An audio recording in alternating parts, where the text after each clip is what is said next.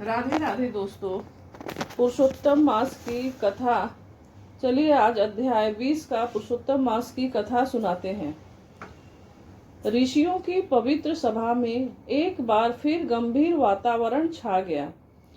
सभी मुनि भगवान नारायण की दिव्य कथाओं में तल्लीन थे, परंतु उनके मन की जिज्ञासा अभी शांत नहीं हुई थी। तभी सूत जी बोले, हे विप्रो, जब नारद मुनि ने भगवान नारायण के मुख से राजा दृढ़ धनवा के पूर्व जन्म का अद्भुत वृतांत सुना, तब भी उनके हृदय को पूर्ण तृप्ति नहीं मिली। वे और अधिक जानने की इच्छा से पुनः प्रश्न करने लगे। नारद जी विनम्र होकर बोले, हे प्रभो, उस समय राजा दृढ़ धनवा ने महर्षि वाल्मीकि से क्या कहा? कृपा करके विस्तार से बताइए। भगवान नारायण मुस्कुराए और बोले, हे नारद, अब तुम ध्यान पूर्वक सुनो। जब राजा दृढ़ धनवा ने अपने पूर्व जन्म का रहस्य जाना, तब उनके हृदय में वैराग्य और जिज्ञासा का उदय हुआ। वे महर्षि वाल्मीकि के चरणों में प्रणाम कर विनीत भाव से बोले, हे मुनि श्रेष्ठ, मुझे बताइए कि मोक्ष की इच्छा रखने वाले मनुष्य को पुरुषोत्तम मास का व्रत किस प्रकार करना चाहिए, कौन सा दान देना चाहिए और उसकी विधि क्या है। हे प्रभु, यह ज्ञान केवल मेरे लिए ही नहीं बल्कि समस्त लोगों के कल्याण के लिए आवश्यक है। आपने ही बताया कि यह पुरुषोत्तम मास स्वयं भगवान का स्वरूप है। मैं पूर्व जन्म में सुदेश ब्राह्मण था और अनजाने में इस मास का पालन किया, जिसके प्रभाव से मेरा पुत्र मृत पुत्र भी जीवित हो गया। किंतु हे मुनिवर, अब इस जन्म में मैं सब कुछ भूल गया हूँ, अतः कृपा करके इसकी संपूर्ण विधि पुनः बताइए। राजा के इस विनीत वचनों को सुनकर महर्षि वाल्मीकि अत्यंत प्रसन्न हुए। उन्होंने शांत स्वर में विस्तार से पुरुषोत्तम मास की विधि बतानी आरंभ की। हे राजन, इस पवित्र मास में मनुष्य को ब्रह्म मुहूर्त में उठकर सबसे पहले भगवान का स्मरण करना चाहिए। शुद्धता का विशेष ध्यान रखते हुए नित्य कर्म संपन्न करे। शौच, स्नान, आचमन और दंत धावन आदि विधि पूर्वक करे।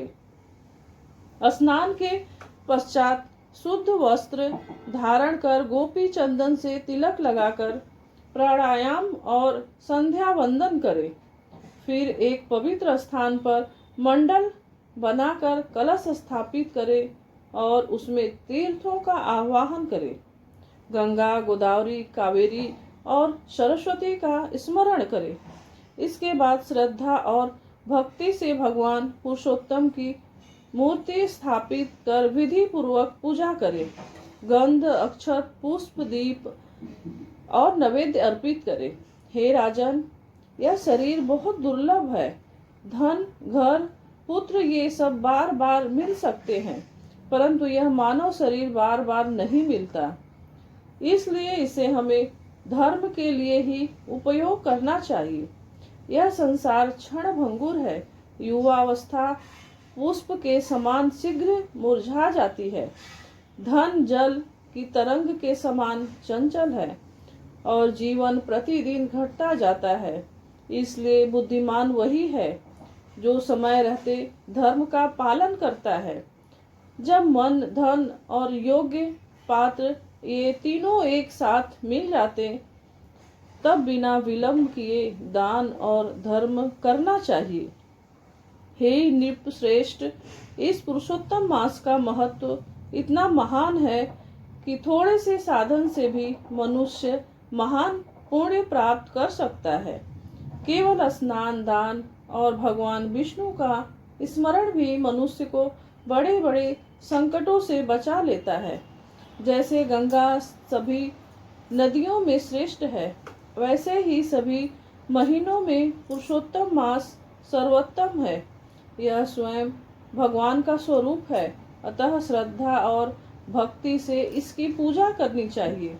भगवान नारायण आगे बोले, हे नारद, इस प्रकार महर्षि वाल्मीकि ने राजा दृढ़धनुआ को पुरुषोत्तम मास की संपूर्ण विधि और उसका गुण रहस्य समझाया। जो मनुष्य इस संसार रूपी भयंकर सागर से पार होना चाहता है, उसे इस पवित्र मास में भगवान पुरुषोत्तम की भक्ति अवश्य करनी चाहिए।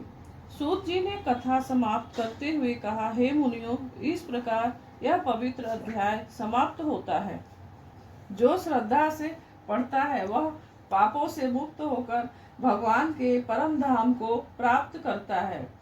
प्रिय दोस्तों, यह कथा अभी यही समाप्त होती है। यह कथा आपको पसंद आती है तो like, comment, channel subscribe, share करिए।